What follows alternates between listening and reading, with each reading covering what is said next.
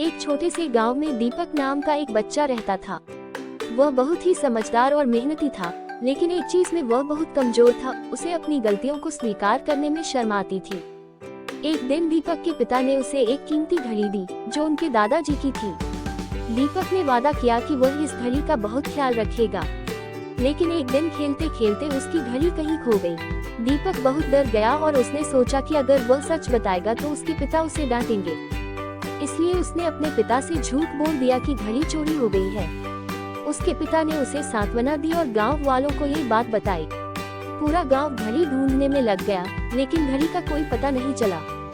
कुछ दिनों बाद दीपक की मां ने उसकी खोई हुई घड़ी को घर के कोने में पाया। वह तुरंत दीपक के पास गई और उससे पूछा कि घड़ी यहाँ कैसे आई। दीपक ने डरते हुए सच बताया कि उसने घड़ी खो दी थी और झूठ बोला था कि घड़ी चोरी हो गई थी।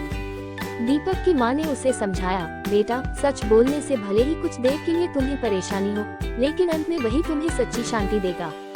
झूठ बोलने से केवल तुम्हारी मुश्किलें बढ़ेंगी।